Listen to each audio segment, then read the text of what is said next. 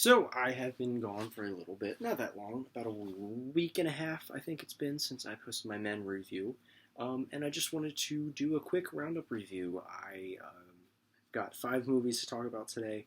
I'm going to be doing a similar thing with TV shows. So I originally planned on doing kind of a combination of a couple of movies and a couple of TV shows. That kind of fell through mainly because I'm waiting for the season 3 of Barry to wrap up. Maybe to get a couple more Obi-Wan Kenobi episodes out. Have to finish Moon Knight, which I'll get there eventually. And yeah, so just a couple of shows that I want to get to before I really delve into some TV show reviews. So for now, just a normal roundup review. You guys already know how this works. So let's just get into the first movie. The Outfit is a movie that I had relatively high expectations coming into, just because a lot of people really enjoyed this walking out of the theater. It obviously flopped pretty hard at the box office, just because this is not a movie that really should be showing in theaters. It's definitely more of a streaming service kind of thing, a contained thriller, which I've been, talking about.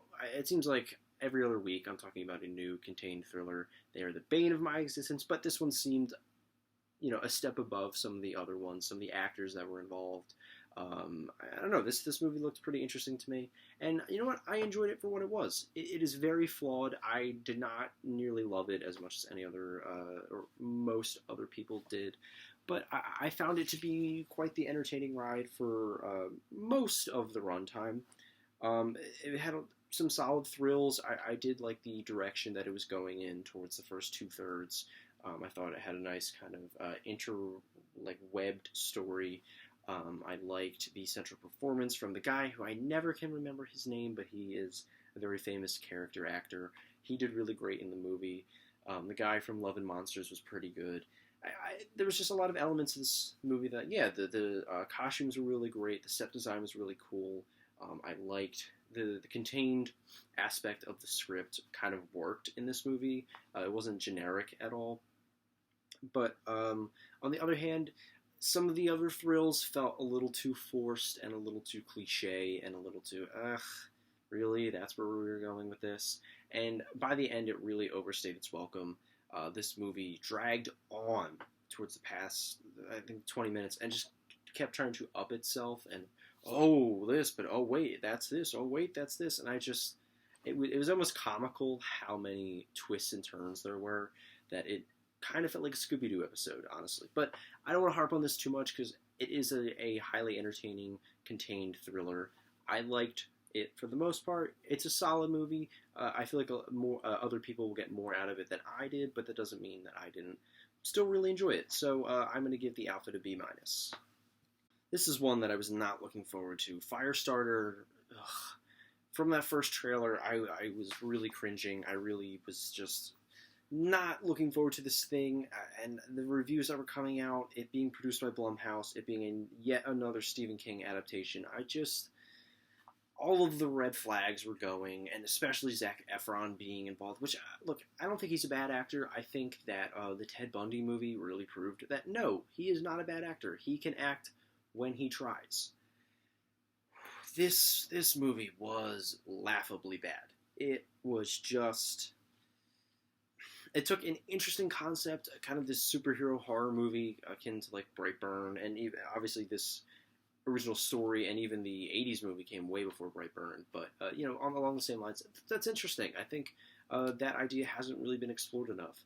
But all of the movies that have come out so far exploring that topic have really been big misses, and I think this is the biggest one yet. Again, Zac Efron takes any goodwill I've ever had for him and just throws it down the drain. He was terrible in this movie.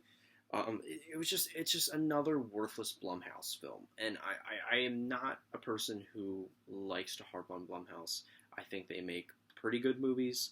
I'm always going to be interested in their newer projects just because of how really good their great movies are. But man, when they miss, they strike out hard. And this thing is a massive strikeout. There were moments where I was laughing, and it was very unintentional from the movie. It was just lame in the worst possible way. Firestarter gets a D+. I initially skipped out on Chip 'n Dale Rescue Adventures just because, I don't know, this movie did not pique my interest whatsoever. It was a Disney Plus original, another reboot of beloved characters. I don't know. I feel like most people felt the same, where they just kind of felt, I don't know what the hell this is. But I honestly really enjoyed this thing. It was a lot better than I thought it was. It's not a masterpiece. I'm not going to say it's like the best animated movie of the year, even though it's not really animated. You know what I mean. But honestly, I really like the ideas that this movie had. It took that movie from, I don't know how many years ago now, from Happy Time Murders. That movie Happy Time Murders that came out in 2018. That's the year it came out in. It took that idea of kind of doing a crime-ish movie and having the world be a bunch of cartoon and puppets, and making an actually good movie out of it, and not just doing a shitty Family Guy episode with Muppets. This movie had a lot of really cool ideas. It had a lot of really funny and really cool cameos. There was genuine moments where I was laughing out loud because of the really clever ideas, especially towards the first half of the movie. It runs out of steam pretty quickly once you get to the actual investigation and the crime. It kind of just loses me there, and the jokes aren't firing as much as they were. They weren't as sharp. But before it loses steam, this is a really enjoyable family movie. I really, really love John Mulaney and Andy Samberg being involved in something together. We definitely need more of that. And I liked the overall, the vibe of this movie was a lot better than I thought it was going to be. It's a lot more positive. It's a lot more kind of heartwarming than I ever expected it to be. And again, it had a lot of really laugh out loud moments, especially towards that first half. The joke with the Muppets and the cheese, especially, easily my favorite part of the movie. That was great. That whole thing was really good. If you've seen the movie, you know what I'm talking about. But yeah, Chip 'n Dale Rescue Adventures, it surprised me. It's a little generic. Obviously, there are moments that are just kind of, basic family movie stuff. And it definitely loses a lot of steam towards the back half of the movie. But overall, I did surprisingly like Chip 'n Dale Rescue Adventures. I'm going to give it a strong B-. On the Count of Three was a movie that released last year. Very limited. I think it released at Sundance, if I'm not mistaken. And I wanted to see this movie when it first came out. I was convinced that it was like a smaller movie that came out in theaters. It didn't. It widely released, I think, May 13th of this year. And I finally got a chance to see it. And I really, really enjoyed this one. This is definitely my favorite of the bunch here. Spoiler alert for the next movie. But yeah, I ended up really almost loving this movie. It handled a lot of really hard-hitting and really serious topics very well and very accurately. I think this movie so easily could have romanticized suicide and made it kind of a really dark joke, or really, I don't know. It could have so easily fallen apart if there wasn't as much care and as much, I don't want to say delicacy with the topic, but as much respect as there is in this script for the topic. Yes, there is a lot of really comedic and dark jokes in the movie, but they're never at the expense or romanticizing suicide, and I think that is a real big positive. Both the leads were really great. Again, his name is escaping me, but the guy who directed this and co-starred in it, he's a really famous comedian. I really like his work. His new special on HBO is really good, and I thought he did a really, really great job here. This is his first feature-length film, I think, and he definitely was better in the acting role here. But I think it is really commendable that he was able to take this simpler idea and really sew in a lot of social commentary and a lot of hard-hitting messages that do handle the topic with a lot of poignancy, if that's how you pronounce that word. And Henry Winkler playing a really disgusting, terrible person in this movie was a change of pace, definitely. Obviously, he's been coming back in a big way with Barry, and it was really cool to see him in this movie, but he's playing a really awful person. But he plays him really, really well.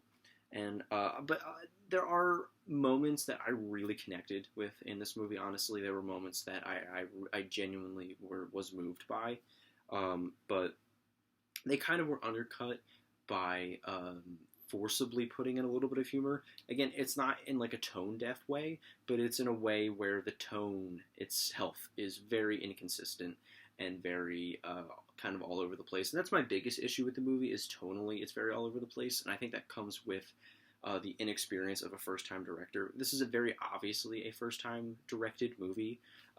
There's a lot of kind of little mistakes that kind of get ironed out with time and making other movies. And I just am very, very excited to see where he goes with his next film, because he did a really, really phenomenal job with On the Count of Three. I really did like this one. It's just the inexperience and the tonal issues that I really did have with this bumped it down a few notches from being truly something phenomenal. So, although I really did like On the Count of Three, it's just off the notch of loving it. So, with that being said, I'm going to give it a very, very strong B+. And the last movie we're going to be talking about is Top Gun Maverick. This is the one that I saw today. I was going to do a standalone review for this up until I actually saw it, and you'll see why in a little bit.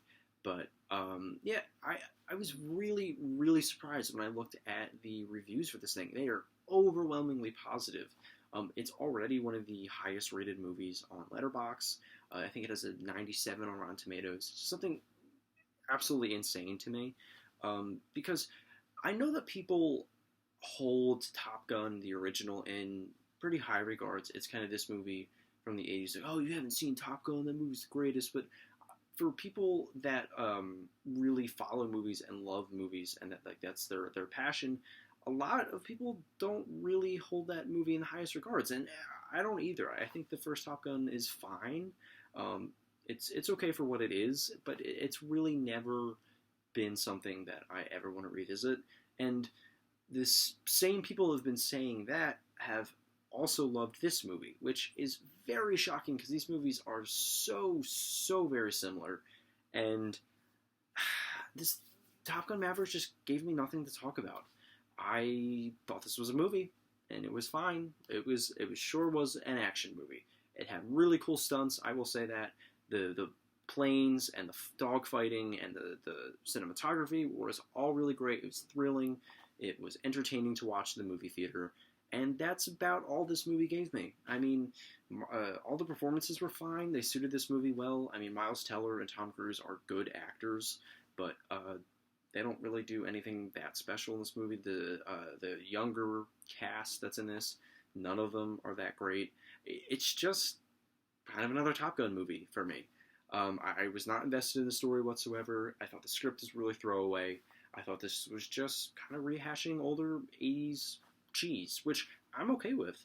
I genuinely really like a lot of cheesy 80s action movies. It's one of my bigger guilty pleasures, even though I don't really believe in guilty pleasures. It's stuff that I can enjoy for what it is. With this movie, I don't know. I just felt absolutely no connection to it. I felt no urge to ever see it again. I felt no, like, normally when I really like a movie, I kind of get swept up into it, and every time that I was about to, every time I was like, oh, okay, I'm getting it now I see why people are loving this, I just got taken out of it, and I really don't know why.